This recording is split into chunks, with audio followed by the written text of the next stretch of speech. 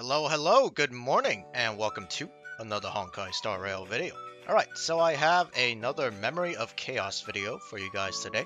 And for this season of Memory of Chaos, I decided to stray away from Firefly and Akron. I decided to change it up a bit, so we decided to go with the Fei Xiao team, and bringing back a good old Imbibitor Lunane team. As for the Turbulence, it's all about weakness breaking, so if I brought Firefly this season would have been a lot easier. Probably would have saved me a lot of time and heartache from doing all these damn attempts trying to get Imbibitor Lunane to work. But you'll see how that goes when we go into the gameplay. As for the first team, we have our traditional Fei Xiao team featuring Fei Xiao, March 7th, Robin, and Fu Xuan. Didn't really have too much trouble with the first half, but for the second half, that's where the world of pain started to occur. It is our Imbibitor Lunane team. It's been a while since I used him in Memory of Chaos. It features him, a Ting Young, Sparkle, and Gallagher as the sustain. Imbibitor Lunane just really hasn't aged well compared to the modern types of DPS. Anything that doesn't do weakness break or super break or isn't a dual DPS team. Hyper carries are just in a really bad place right now, unfortunately. But it is what it is. Alright, now we're going to go into the gameplay. As usual, I hope you guys enjoy it and find it helpful. Okay, we start off with March 7th's technique, Robin's technique, Fu Xuan's technique, and then we initiate the fight with Fei Xiao's technique, making use of all our technique points. Alright, so for the first half here, there was only one issue, and that comes to the RNG of the Automatron hitting the wrong target and imprisoning them. Obviously, if Fei Xiao or March get hit, I pretty much have to restart. There's also another issue where the Automatron is actually the one that I'm hitting right now with Fu Xuan, is resistant to imaginary. So March 7th does less damage to that Automatron, unfortunately. It does make up for it, however, by spawning some of the fish mobs to the side, which are weak to imaginary. As you can see here, I'm trying to kill one. And when they explode, they reduce the defense of every enemy on the field. They basically detonate. So I try to target that, killing off one of them here to get the defense break or defense down. We go for the other one here, and it will pop here as well. And then we're going to pop Fei Xiao's ultimate here onto the wolf. We don't want to use it on the Automatron yet because he is currently weakness break locked, or his toughness bar is locked. Luckily here, the one instance of crowd control is mitigated by Fu Xuan's skill, and then it ends up targeting Fu Xuan as the target. And Fu Xuan's probably the second best target to be imprisoned. Obviously, I don't want her to be imprisoned because then she can't put up the matrix or generate skill points, but it's better than my two DPSs getting imprisoned. The best target, obviously, is Robin if she's already in her, I forgot what it's called, but when she's singing, because essentially she's immune to CC. Or even if she does get CC, it doesn't matter. She'll still be in that state. Here we weakness break the Automatron instead of the wolf. I could have used it on the wolf because he does have two debuff or defense debuffs, as you can see, that are about to expire. But I figured if I used Fei Xiao's ultimate there, it probably would have been overkill, and the damage would have been wasted. So I decided to use it on the automation instead. And as you can see here, we will shortly kill off the wolf mob regardless. Here I'm deciding which target to pick. I think I go for the wolf mob. It's a pretty obvious choice. I just wanted to check out all my options that were available. And here we should finish off the wolf. I forgot the name. I'm just going to call him the wolf robot. And here's the enhanced basic. See, due to the imaginary resist, that only did 42k versus someone like Fei Xiao with their ultimate is doing well over 100k. Luckily here, Robin gets her ult, so we get to save a turn cycle here and finish off the Automatron.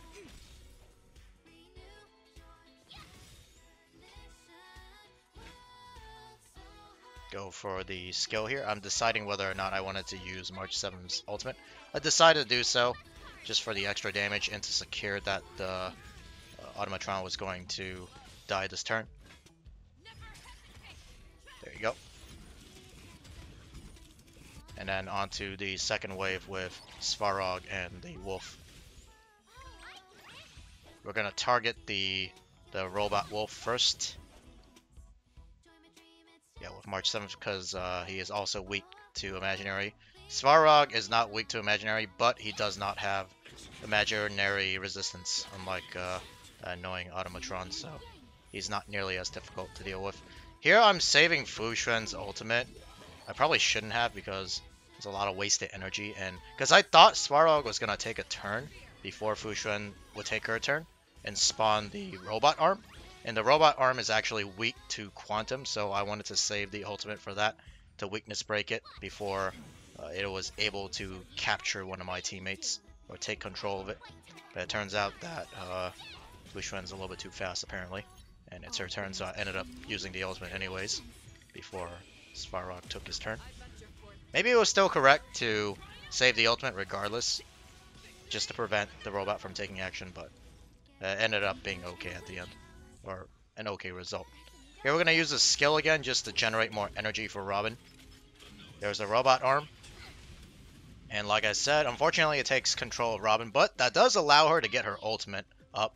So all we have to do is break her free. That's the only issue. We waste a little bit of damage here on the robot arm. Bit unfortunate.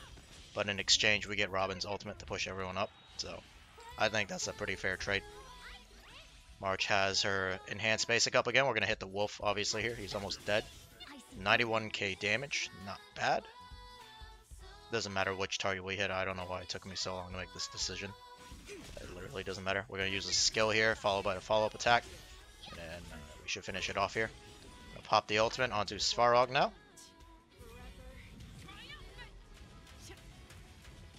That hit for 170k, not bad. We're going to pop the Fu Xuan ultimate here. I think this finishes off the arm. It does. Okay, not bad. Action delay to Robin, not a big deal, because she is currently singing anyways.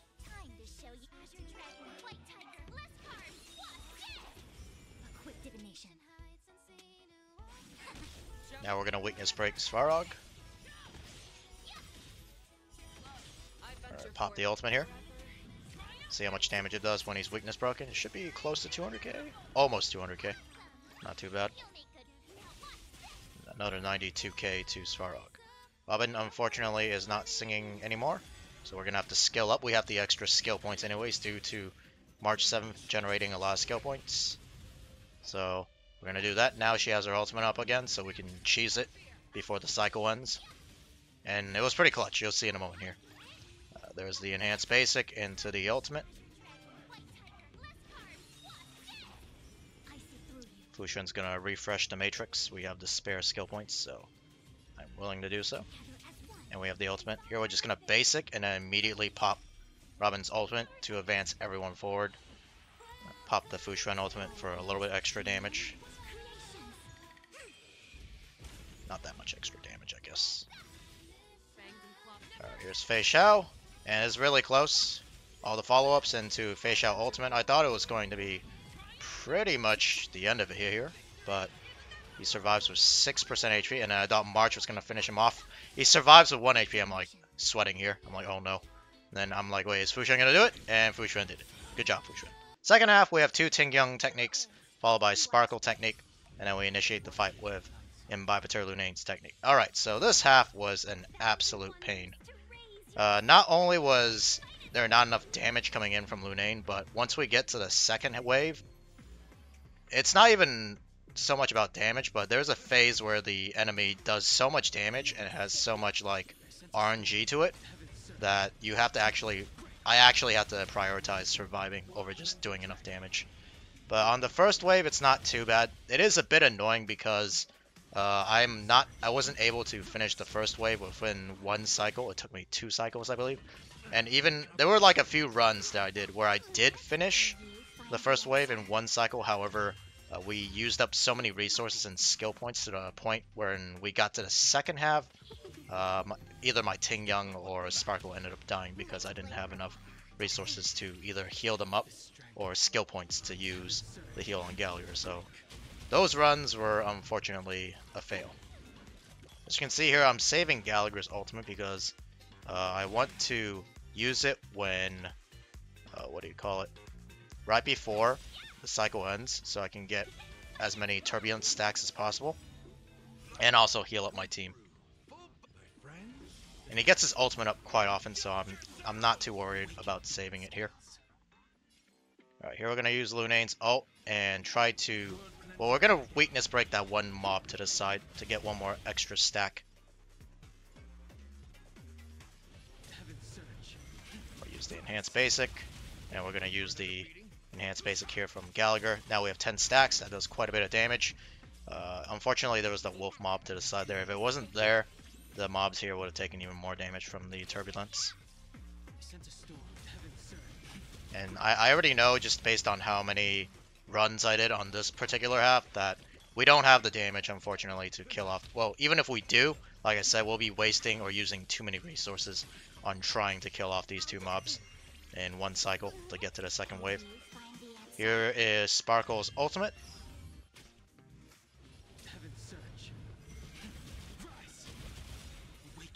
Into a ultimate here from Lunane. That only did 80k damage. Oh, that's because Ting Young doesn't have her, what do you call it, skill up. There's one issue with Ting Young paired with a E2 Imbiber Lunane is that he takes so many turns that Ting Young's attack buff just goes away so quickly. And Ting Young ends up being not as skill point positive as you would like. The Turbulence does not finish off the mobs here, so I decided to just generate some skill points here. And just get ready for the next wave, essentially. We just use the regular basic here. Alright, on to the second wave. This part is an absolute pain. I immediately pop Gallagher's ultimate, so it switches their modes. They have two states. They have the angry state, and then the happy state. Let me just go over a quick overview of all the mobs. So for the big dinosaur TV in the middle, when he's enraged or he's mad, he will just hit your entire team for a boatload of damage with his tail. If he's in the happy state, he'll give your entire team an attack boost. And then for the two TV mobs next to him, it's just like the other TV mobs like before. If they're enraged, they'll take away energy from your entire team. If they're happy, they'll give energy to a random ally on your team. Let me see, what are the other mobs here? The big TV to the right, or the TV without the arms. The one with the, I'll go over the one with the arms first, I guess. The TV with the arms, if he's, what do you call it, happy, he will advance forward your entire team. If he's not happy, he'll advance forward the entire enemy team. And then as for the last TV on the right, this one right here, if he's happy, he'll give your team skill points. If he's not happy, he'll take away the skill point. So, the entire point of this fight is to manipulate the TV so that they're happy. But there's a mode like right now, that TV to the right there, you cannot change its face because it has that little like red mark next to it. That's when you cannot swap modes for it. At that point, you want to try to weakness break that TV to prevent it from taking action. So even if you hit it with any of your characters, it won't turn happy. So there's a little bit of gimmicky mechanics to this particular fight, and it's quite annoying, if I might add. It does make it a little bit more challenging, but not when you're using an outdated DPS unit. As you can see here, even with Ting Young hitting the TV, it didn't change its face, and he ended up taking a skill point from us. Alright, he's going to do a lot. See, that's quite a bit of damage. I was saving Gallagher's ultimate there for after his attack so we can heal up our team. And then he also does that tail wag as well. Weakness break him and heal our team up. See, when he's happy, he's going to advance forward our team. When he's not, he's going to do it for his own team.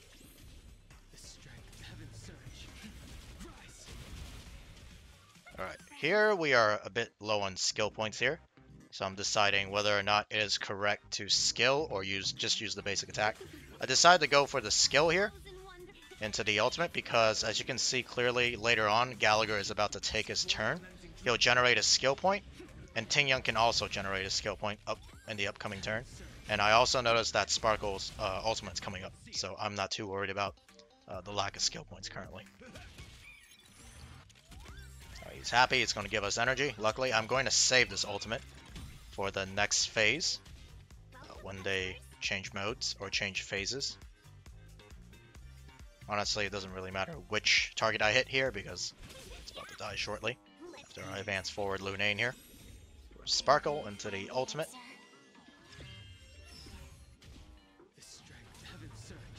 It was arguable whether or not I should have used the enhanced level 3 basic attack here. I feel like maybe the level 2 should have been the correct play due to just it being overkill. Alright, so we changed the, what do you call it, dinosaur mob to a happy face here. He's gonna give our team an attack boost. Now he swaps the mode. He swaps the mode of some of the mobs, and then it causes some of them to have the angry face. Luckily, Lunane gets the ultimate here due to that mob. Gets a little bit more energy as well, which is always helpful. We lose a skill point here, unfortunately.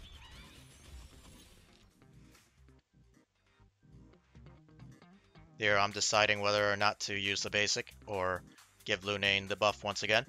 I always have to be wary of my skill points and whether or not it is actually worth giving Lunane the attack buff. Sometimes it's not, because you want to always prioritize Sparkle's advance forward over Ting Yung's attack buff. So we're going to push him up here again.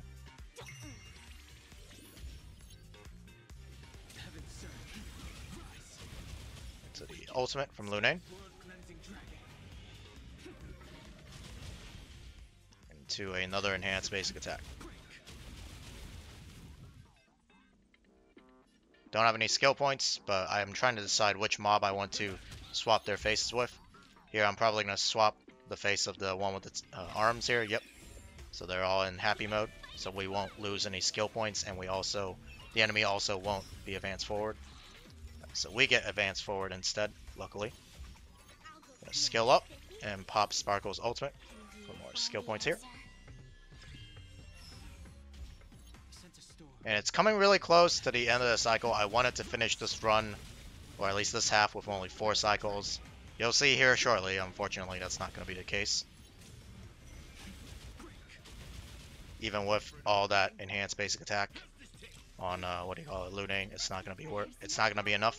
Here, I'm just going to basic, I believe, because we won't have the skill points to allow Lunane to use his skill. Unless I go for the skill here, which I think is incorrect. I also need a heal on Ting Yung here. Because, yeah, so we need a heal on Ting Yung. So we go for the basic. This is the scary part when the mobs do this. It actually drains your energy too, so I was not able to do anything with Gallagher. But the Turbulence finishes them off. So we finished the cycle with 22 cycles left. Alright, now let me go over my characters and their gear real quick. Starting off with Fei Xiao. These are her stats.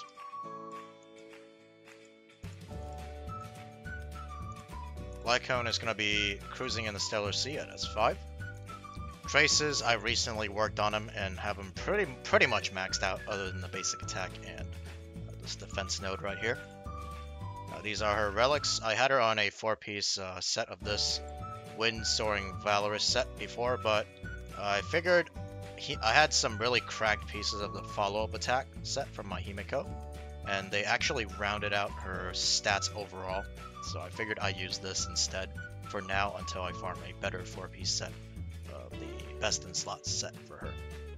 Her planar spheres, unfortunately, are just broken sets, but I mean, I'll work on that later. As for Eidolon, she's at Eidolon 0. Alright, next is March 7th. These are her stats. She actually lost a bit of stats and relics because I had to use Imbibitor Lunane on the second half. So I had to return some of the relics back to him. Light Cone is only Silence remains at S4. These are her traces. Unfortunately, I wasn't able to work on them much during the double drop event. I was busy with Fei Xiao. She is a priority over March 7th, of course, so this is all I could get done. These are her relics. She's on a 4-piece Musketeer. She was on a 2-piece Rutilant set before, but like I said, I ran Lunane on the second half, so I had to return his relics back to him. As for Eidolons, she's at Eidolon 6. You get them for free anyways. Alrighty, next is Robin. These are her stats. Light Cone is But the Battle Isn't Over at S1. These are her traces. I did get to work on them. She finally has the speed and attack node. That was missing the whole time before the double drop event. These are her relics. 2-piece attack. Well, two-piece attack sets, and then the Fleet of the Ageless set on her planar spheres. As for Eidolons, she's at Eidolon 0. And last on the first half is Fu Xuan. These are her stats.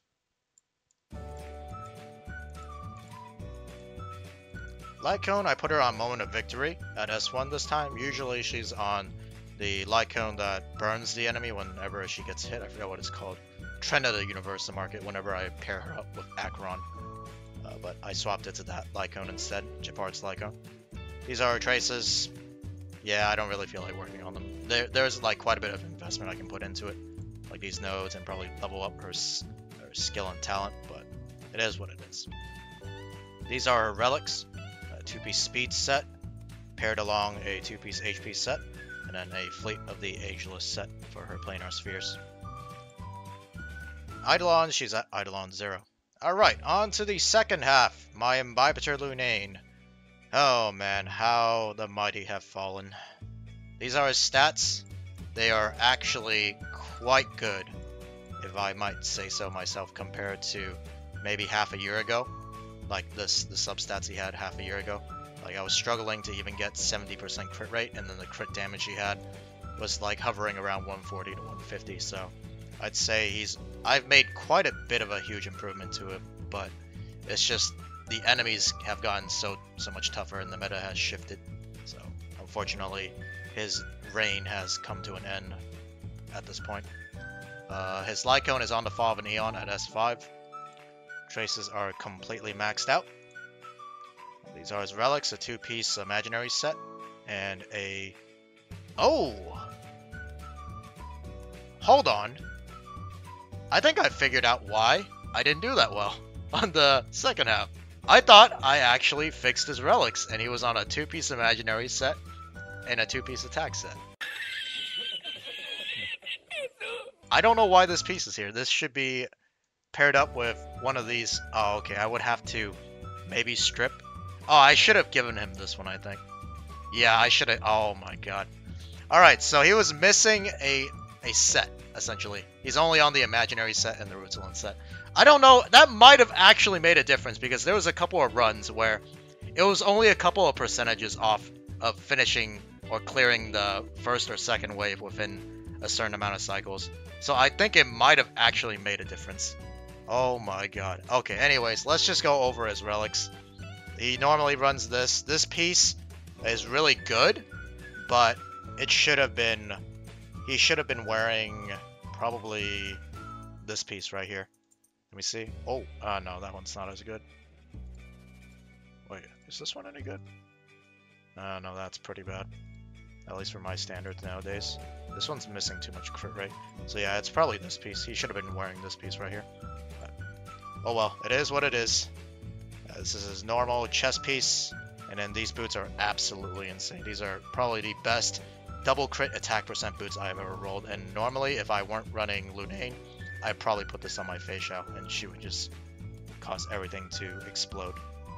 Alright, and these are his planar ornaments. Alright, so... It was a whoopsie by me, that's all I gotta say. Eidolons, he's at Eidolon 2. Alrighty, next is Ting Young, who is about to make a reappearance soon in the upcoming patch. Or it's probably going to be the patch already by the time this video comes up. But anyways, these are her stats. Definitely looking forward to pulling the new Ting Young, for sure. Her Lycone is Dance, Dance, Dance at S1. These are her traces. Definitely should probably put more work in. Yeah, I'm gonna say if I had a maxed out Ting Young with the correct relics on Lunane, I probably would have been able to clear that, what do you call it, stage within 4 cycles, but it is what it is. These are relics. She's on a 4-piece Musketeer and a Broken Keel set. There's currently a new relic set that came out recently that is actually even better for Ting Young. It's probably best in slot, and that also probably would have made a difference if I had it on her, but I'm not. I'm actually starting to farm that relic domain right now, but it's gonna be a while before I get anything even close to what I currently have. The current Musketeer set I have on her is just absolutely cracked, so it is what it As for Eidolon, she's still only at Eidolon 4. Alright, next is Sparkle. These are her stats. Sparkle can actually be run on that new relic as well, or relic set. Her Lycone is Dance Dance Dance at S4. These are her traces. Could use a little bit more work as well. These are her relics. Instead, I have her on this 4-piece speed set, the Hackerspace set, which honestly isn't even that great, but it is what it is. Eidolons, she doesn't have any Eidolons. Alright, last but not least is Gallagher, who keeps our team alive and generates skill points. These are his stats. Lycone is Quid Pro Quo at S5. This Lycone is actually insane for this particular team because everyone else on the team benefits from the energy regen. Lunane especially, Ting Young, and even Sparkle. So it's even better than when you normally would run him with someone like Firefly or even Fei Xiao, who doesn't benefit from energy. So very, very good Lycone for this particular team. It is a little bit RNG dependent, however. These are his traces. Relics, he's on a 2-piece speed and 2-piece break effect set, along with the Planar Sphere set, Forge of the Something Lantern set. Yep. As for Eidolons, he's at Eidolon 6. Okay guys, well that's going to be it for this Honkai Star Rail video. If you guys enjoyed the video, please make sure to leave a like and subscribe. Other than that, I'll see you guys in my next Honkai Star Rail video. Until then, take care, and peace.